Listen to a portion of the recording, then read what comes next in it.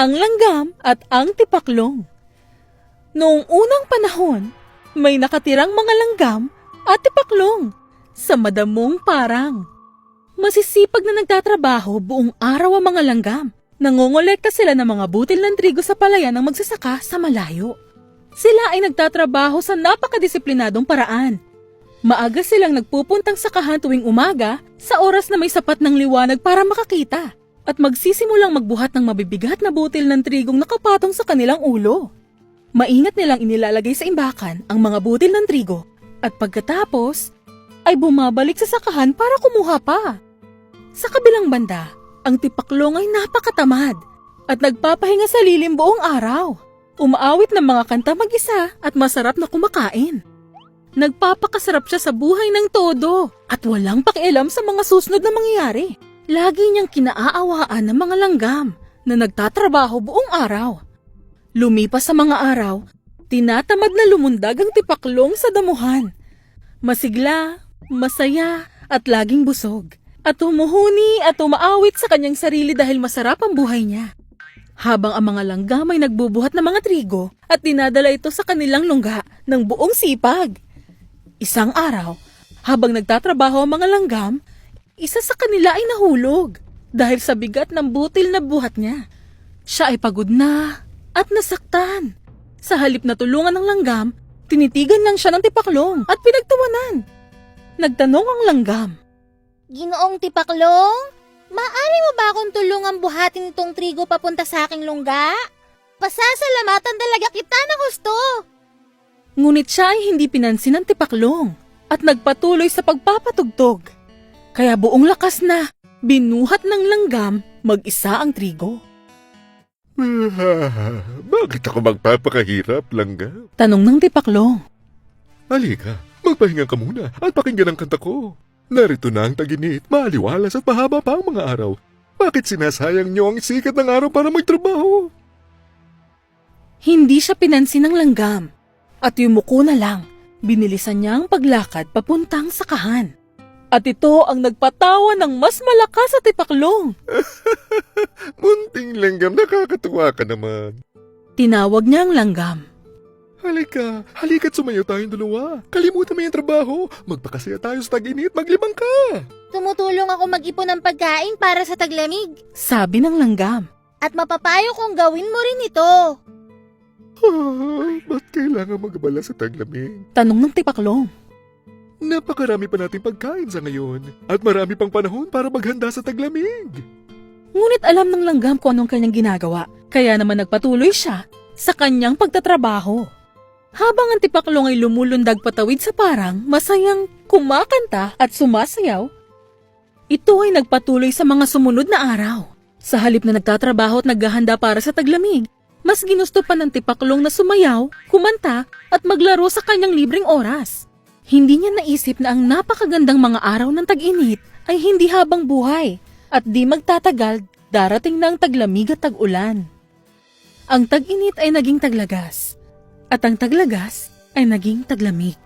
Ang liwanag ay bihira nang makita at ang mga araw ay may iksi na at makulimlim.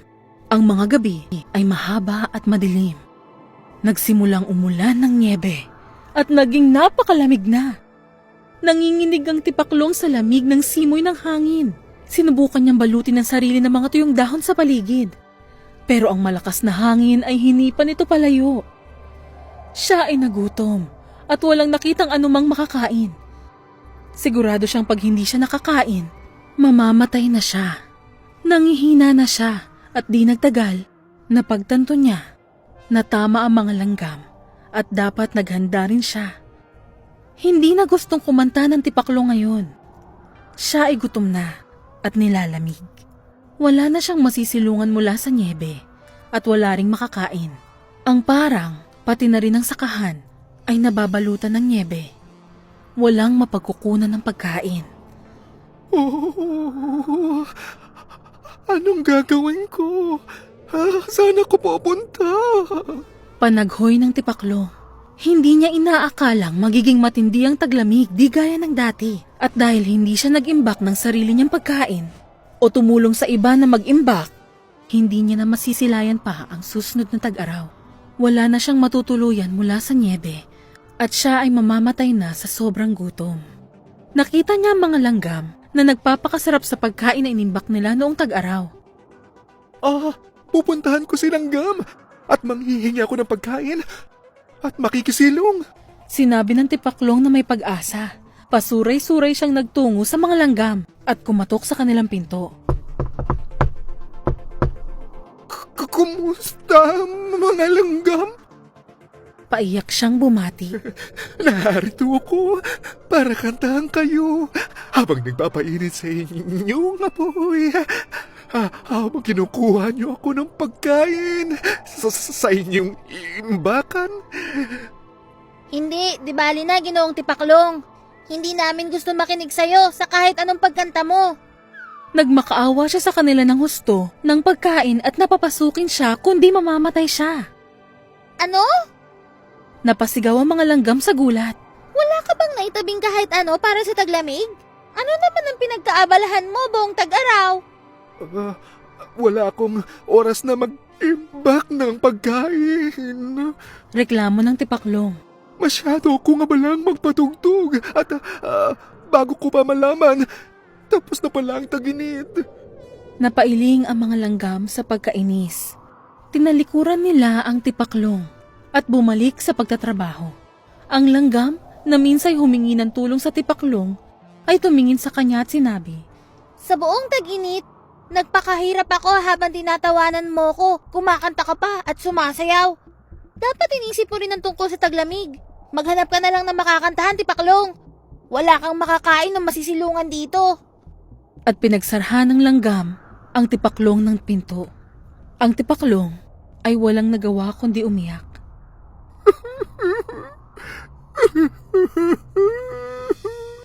Wakas.